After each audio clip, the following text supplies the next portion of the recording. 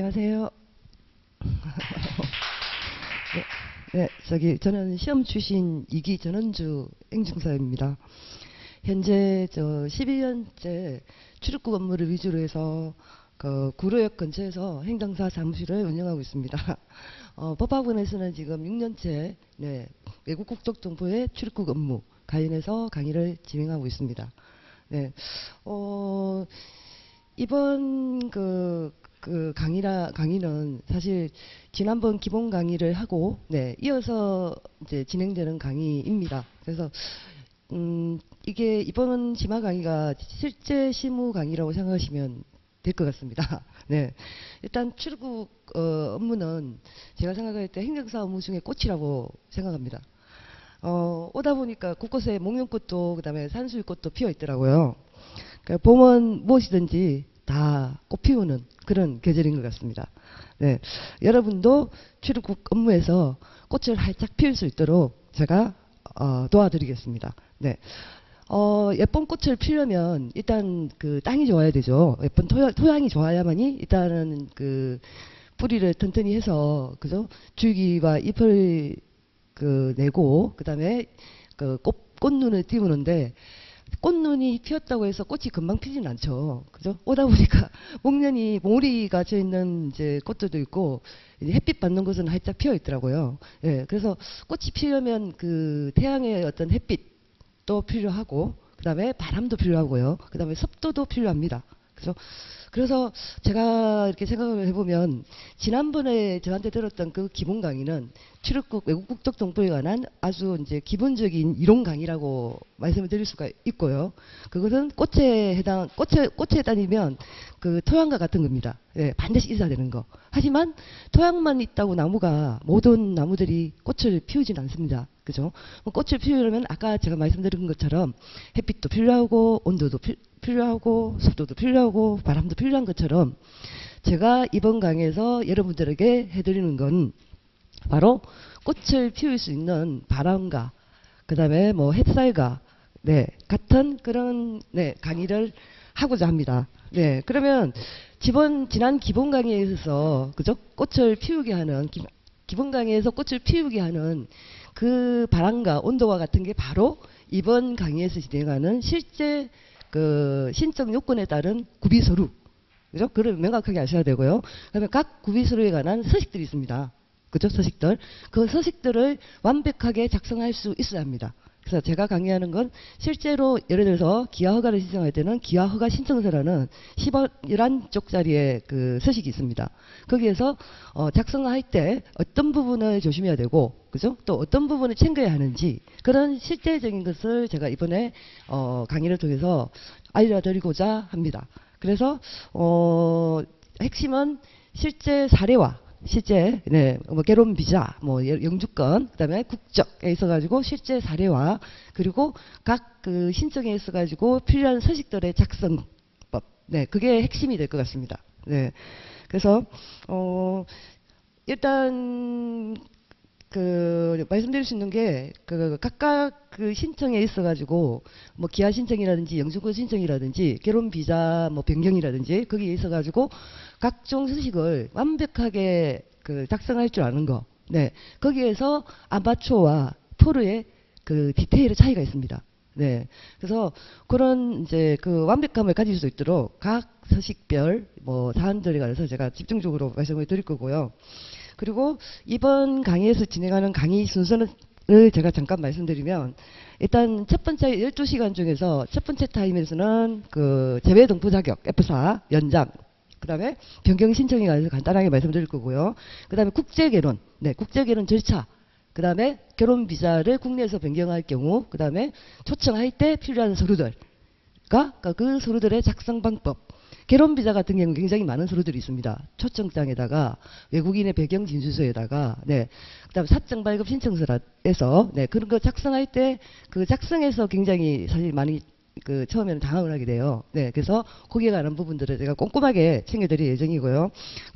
그리고 두 번째 시간에서는 영주 자격, 영주권의 그 유형별 구비 서류를 안내를 드릴 거고, 그 다음에 이어서 그 서류 작성할 때 주의할 사항들. 그다음에 서류 작성 방법, 네, 그거에 관해서 말씀을 드리고요. 그리고 외국인들의 범법 외국인들의 그 심사, 그거를 사범심사라고 합니다. 그 사범심사 과정에 관해서 설명을 드리고 거기 필요한 서류에 관한 작성법에 관해서도 제가 안내를 드릴 예정입니다. 네, 그리고 세 번째 시간은 국적. 제가 가장 많이 하는 업무가 국적입니다.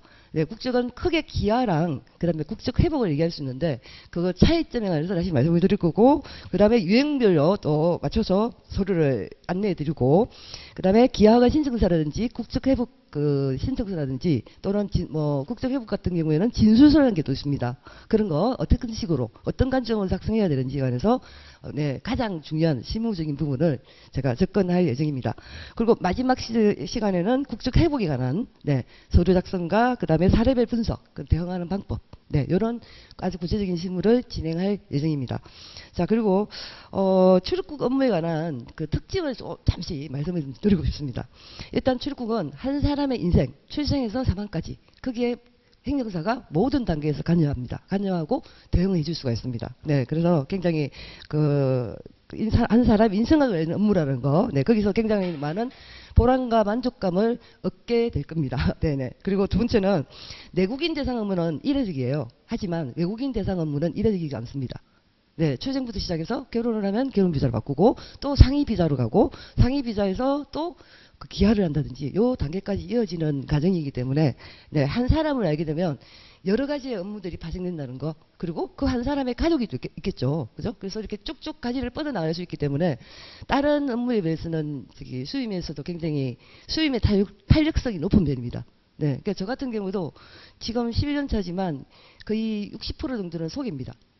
네, 소개로 이어지고 그 가족들로 이어지고 네, 그렇게 확장이 됩니다. 네, 그래서 그런 점에서 굉장히 좋다는 거고요. 그다음 출입국 업무는 다른 업무에 비해서 재량성이 많은 업무입니다. 그래서 약간 업무의 일관성은 부족하지만 그만큼 인도적인 사유로 해서 허용해주는 범위가 많기 때문에 진중하게 접근하면 해결 방법을 찾을 수 있는 경우가 많습니다. 네, 근데 보통 처음에는 그걸 모르기 때문에 이제 많이 힘들지만, 네, 그래서 그런 점이 있다는 것도 아시면 되고요. 그리고 타 업무에 비해서 가격 탄력성도 아주 높습니다. 쉽게 말해서 10,000원짜리부터 네, 몇백만 원까지. 네, 그렇게 이런 그 가격에 관한 다양성이 있다는 거, 네, 그것도 좋은 점입니다.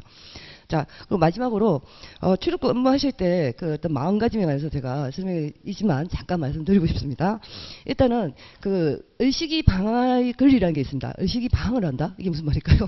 그죠? 의식이 왜 방어를 할까요? 자, 어떤 일을 강요당하기보다 스스로 실수도 해보고, 그죠? 그럼 실수해보고 나면 그 어떤 실수에 관한 자기의 어떤 판단이 있겠죠, 그죠? 예, 자기 판단을 해볼 수 있는 권리가 있다는 거예요. 그래서 도전을 해야지, 이거 안 되는 일이네 하고 물러서면 안 됩니다. 네, 그래서 항상 그 리스크를 피하지 말고, 리스크 있는 곳에 돈이 있다, 일이 있다, 이렇게 생각하시면 됩니다. 네, 그러니까 안전하게 리스크 없는 것만 하시려고 하면 굉장히 그 간단한 업무밖에 할 수가 없고요. 그러니까 우리가 고액의 수임을 받을 수 있는 것들은 대부분 다 리스크를 안고 있는 업무입니다. 네네. 그래서 그런 거. 그리고 항상 의심하고 그 의심을 조심하라 라는 말을 드리고 싶습니다. 예. 항상 결정을 하다 보면, 이 불안하지 않을까? 그게 항상 49에서 51로 왔다 갔다 합니다. 근데 여러 요건을 따져서 51%의 어떤 확률이 될 경우에는 자기 판단을 믿어야 합니다. 네, 그리고 그 믿음을 통해서 이제 어떤 결과가 또 주류되었을 때, 네, 그 결과를 통해서 굉장히 성숙해지고, 네, 그리고 자존감도 높아집니다. 네, 스스로 해냈다는 자존감도. 그게 또 이 출입국 업무의 매력입니다. 네, 그래서 어떤 일이든 간에 자기 확신을 가지고 임하면은 네, 잘 풀어나갈 수 있다 하는 거, 네, 그 얘기도 말씀드리고 싶고요.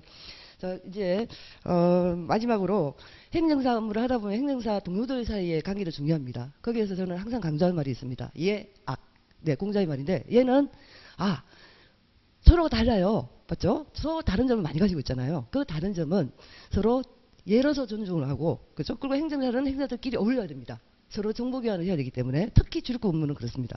그래서 악자입니다. 절구악자. 서로 같은 점을 찾아서 즐겁게 서로 교류하면서 잘 어울려야 한다는 그런 점을 꼭 말씀드리고 싶고, 이제 진짜 마지막입니다. 이제 그 행정사 업무를 시작했다는 거는, 기본 강의를 들었다는 거는, 일단은 저는 종이가 가지고 있는 2차원의 세계에 접어들었다고 생각합니다. 그쵸? 네. 그러면 종이가 있으면 그대로 두면 종이죠. 그죠? 하지만 그거를 3차원의 입체를 만들려면 어떻게 해야 될까요? 접어야 되겠죠. 그죠? 접어야 꽃이 되든 뭐 학이 되든 뭐가 되잖아요. 그죠? 네. 그 접힘이 바로 이번 강의의 그 핵심이라고 생각합니다.